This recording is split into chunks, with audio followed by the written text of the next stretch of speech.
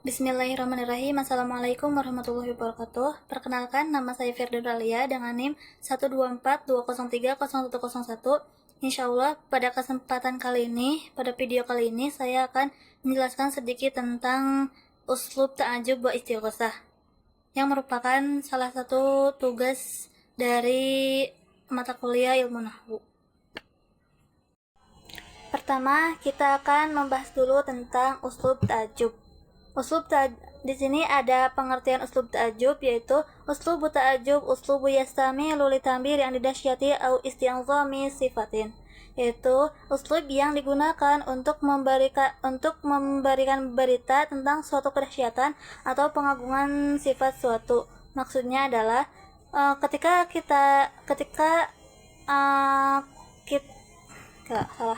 di sini ada dua sigo atau dua pola untuk membuat uslub ta'ajub. Nah, yang pertama ada ma'af alahu dan yang kedua ada af'il bihi.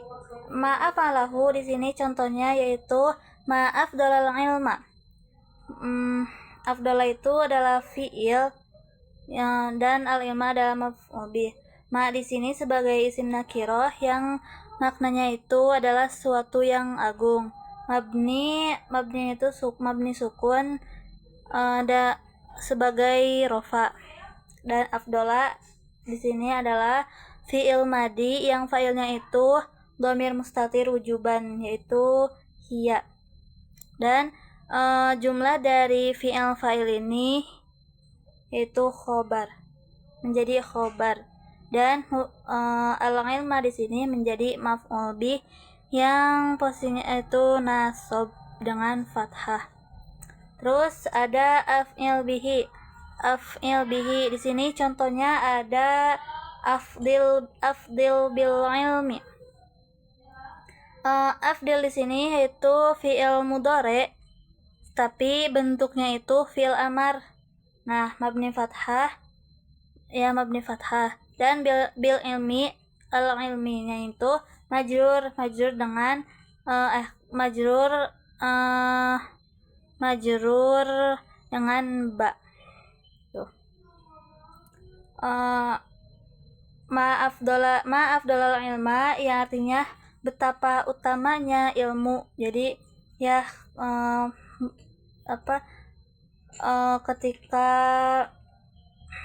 mengungkapkan suatu keagungan gitu, yaitu ilmu. Dan afdil bil ilmi artinya alangkah utamanya ilmu itu. Nah, di sini ada ketika dua pola tadi yaitu af'alahu dan af'il bihi digunakan, ada syarat-syarat tertentu yang harus terpenuhi. Yang pertama, sulasi mujarrad seperti jamula, azuma, sodako, kaburo, kasuro. Jadi si kata kerjanya tuh ada 3 huruf. Yang kedua ada taman, yaitu kata kerja yang lengkap, jadi tidak nakis seperti kana wa khawatuha. Dan yang ketiga bukan sifat yang wazannya itu af'alu, yang mu'anasnya itu fa'alau. Yang keempat ada musbatan, yaitu yang tidak dinafikan. Yang kelima, kata kerjanya itu harus positif, bukan negatif, yaitu harus mabni maklum.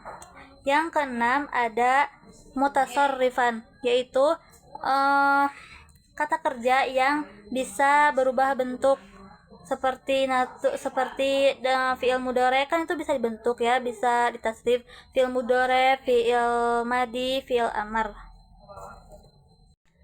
Ketika syarat-syarat tadi tidak terpenuhi, ketika fi'ilnya itu tidak sulasi atau nakis, ataupun ketika sifatnya itu berwazan af'alu yang mu'anasnya fa'alau, maka kita perantarai ta'ajubnya itu dengan kata asyadda atau asydid, kemudian datangkan masdar muawwal atau masdar sharih. Nah, apabila si fiilnya itu dinafikan ataupun majhul, mabni majhul, maka kita perantarai ta'jubnya itu dengan yang tadi, yaitu dengan diperantarai ta'jubnya itu dengan kata asyada atau asydid, kemudian datangkan secara bersamanya itu dengan masdar muawwal.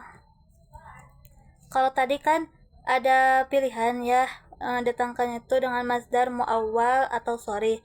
Nah, kalau yang kedua, syarat kedua mah yaitu datangkan masdar muawwal. Pembahasan selanjutnya ada uslub istighosah. Uslubu min asalibi nida yastamilu li talabil khalasi min syiddati. Itu salah satu uslub nida yang digunakan untuk meminta jalan keluar dari kesusahan. Nah, jadi biasanya uslub ini digunakan ketika kita itu membutuhkan pertolongan. Contoh, ya Rabbi aghisni fi hadzal imtihan. Nah, yang artinya, ya Tuhanku, tolonglah aku dalam ujian ini. Jadi, ketika kita merasa kesulitan atau kesusahan dan kita hendak meminta tolong, maka gunakan uslub ini. Nah, uslub istighosah itu ada 3 rukun. Terdapat 3 rukun. Yang pertama adat istighosah, yaitu alat yang digunakan untuk meminta tolong, yaitu ya. Nah, jadi huruf nida selainnya itu tidak bisa ya. Tidak bisa digunakan untuk uslub istighosah. Yang kedua ada mustaghos bih, yaitu orang atau hal yang diminta pertolongan. Jadi mustaghos bih ini yaitu orang yang dimintai pertolongan. Terus yang ketiga ada mustaghos lahu, yaitu yang membutuhkan pertolongan, seperti tadi contoh ya Rabbi aghisni fi hadzal imtihan.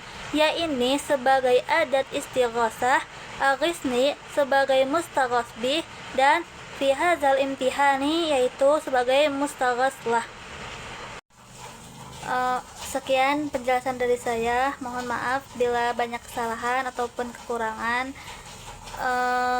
ketika penjelasannya. Mohon maaf bila tidak dapat dimengerti ataupun masih ada yang salah ataupun masih kurang.